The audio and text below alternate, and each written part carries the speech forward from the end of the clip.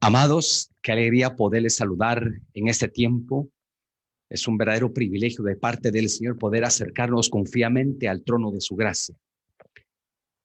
Hoy quiero compartir con ustedes un pasaje interesante que tiene que ver con la gracia de Dios. Hemos estado discutiendo, analizando y estudiando el valor profundo de la gracia divina. Indudablemente que ha sido un tema que se ha ensombrecido por una falta de entendimiento, por una falta de aplicación, por una falta de interpretación correcta. Y la gracia usualmente se ha malinterpretado en el sentido de que se ha usado como aquel replanteamiento que Dios todo lo da y que el hombre y que la persona no debe de aportar nada o de ejercer nada en cuanto al concepto de la palabra gracia. En 2 de Timoteo, capítulo 2, versículo 1, Pablo hace un comentario a Timoteo y dice: tú pues, hijo mío, esfuérzate en la gracia que es en Cristo Jesús. Hago hincapié sobre el versículo 1. Pablo está diciendo a Timoteo, le dice, hijo mío, y utiliza dos palabras: esfuérzate en la gracia. Esto distorsiona un poco del pensamiento que la gracia, entendemos que la gracia es un favor inmerecido, es una determinación de Dios de dar algo, llamar al ministerio, danos salvación, danos a su Hijo, danos sanidad.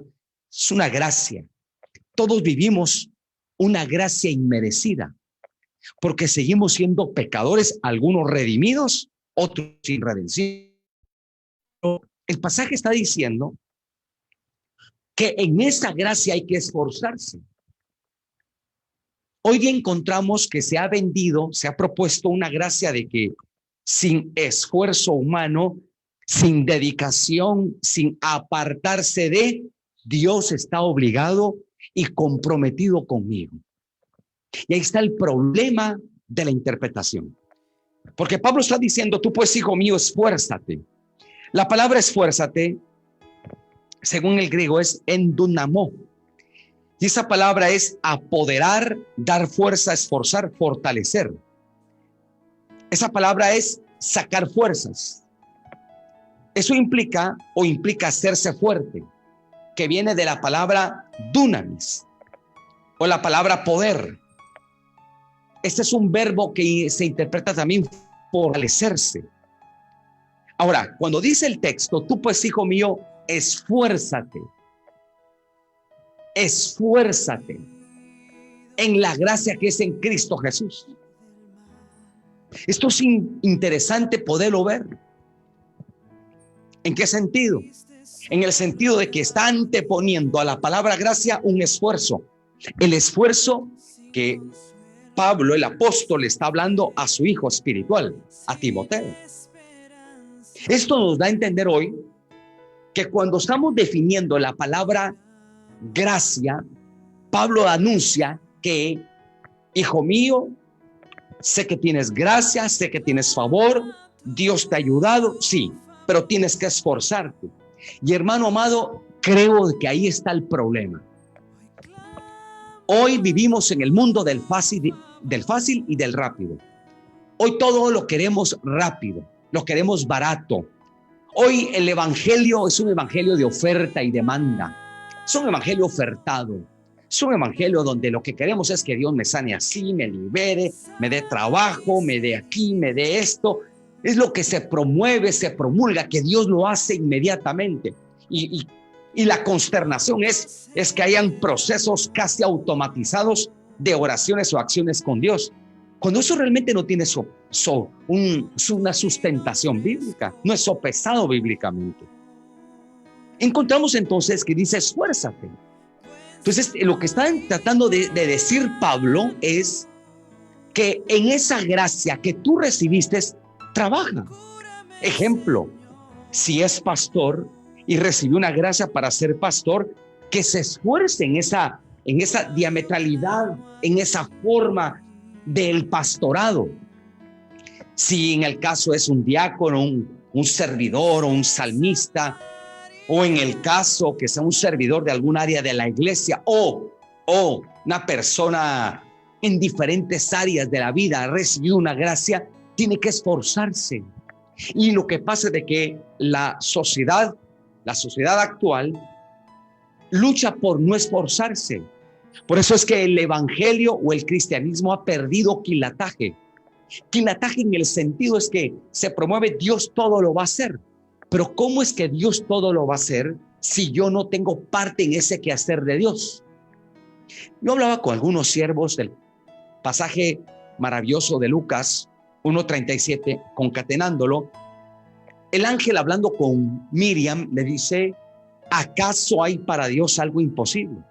En otras versiones podrá decir: ¿hay algo imposible para Dios?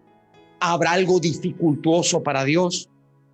Y hemos entendido, se ha promulgado de que, claro, Dios es todopoderoso. Claro que es todopoderoso. Pero el tema es, aunque Él es todopoderoso, a veces no lo es. ¿En qué sentido? Cuando el hombre no tiene voluntad para con Él. Porque Dios no puede manipular ni controlar al hombre. Entonces, si yo digo Dios es todopoderoso, pero el hombre no quiere nada con Él, Dios no es todopoderoso con él. Dios es todopoderoso, sí, pero no con esa persona. Porque esa persona no tiene su corazón disponible para con él. Dios quiere, si yo digo, Dios quiere bendecir mi vida, sí, amén. Si voy a promulgar, Dios quiere bendecir nuestras vidas, sí, pero ¿cuál es tu esfuerzo? ¿Dónde está lo que Daniel dice en el capítulo 1, versículo 3? Que Daniel se propuso, desde el 3 en adelante dice, y Daniel, estando en Babilonia, se propuso de no contaminarse con la comida del rey. Ese se propuso en su corazón, es un esfuerzo. El esfuerzo por no pecar, el esfuerzo por no la pornografía, el esfuerzo por no el adulterio, el esfuerzo por no a la rebeldía, el esfuerzo por no irse al mundo, el esfuerzo a la rebeldía, al pecado. Pero el tema es que el cristianismo de hoy es Dios. Si Dios quiere me salva, me toca, me levanta, me anima, me empuja. Pero ¿dónde está eso? Aún cuando, por ejemplo, en el caso de Lucas, cuando rompen el techo donde estaba Jesús y 4 hombres meten a un paralítico, a una persona que tenía una grave enfermedad, dice el texto que lo introducen rompiendo el techo. Y cuando Jesús ve la fe de ellos, le dijo al paralítico: tus pecados te son perdonados. Naturalmente era un esfuerzo de 4, no de 1. El enfermo no podía moverse. Muy bien, pero al estar en el piso, Jesús le dijo al paralítico: toma tu lecho y vete a tu casa. Esa palabra, toma tu lecho, ¿por qué no dijo Pedro, levántelo? Andrés, Juan, fulano, mengano, ¿por qué no le dijo a otros que lo levantara? Le dijo a él. El tema era él. Al que había que tratar era a él. Muy bien, rescatando esto sería entonces que él tenía que hacer su máximo esfuerzo para levantarse. Él. Amados, este pasaje nos está alumbrando en Lucas. El texto lucano está diciendo que él, el Señor se dirige a él, no dice ayúdenlo, levántenlo. No dijo eso. Tú te tienes que levantar. Tú te tienes que levantar. Siempre he dicho que el que sabe ensuciar también debe de aprender a limpiar. Y este punto, entonces, encontramos que cuando Pablo dice: hijo mío, esfuérzate en la gracia, esfuérzate en la gracia, le está diciendo: tú tienes una gracia de Dios, sí, pero tienes que trabajar duramente. Tienes que dedicarte a la palabra. Determina apartarte del pecado. Determina apartarte de las malas amistades. Conságrate. La consagración no es manipulación divina. La consagración es una determinación del hombre para honrarle y agradarle a él. Pero si no hay ese yo me determino me aparto, me dedico, tomo la decisión. No manipulemos la gracia. Dios no va a hacer algo que tú no quieras hacer. Dios no va a controlar tu corazón. Por eso hoy yo quiero cerrar. El punto es, en la gracia me tengo que esforzar. En la gracia me tengo que dedicar.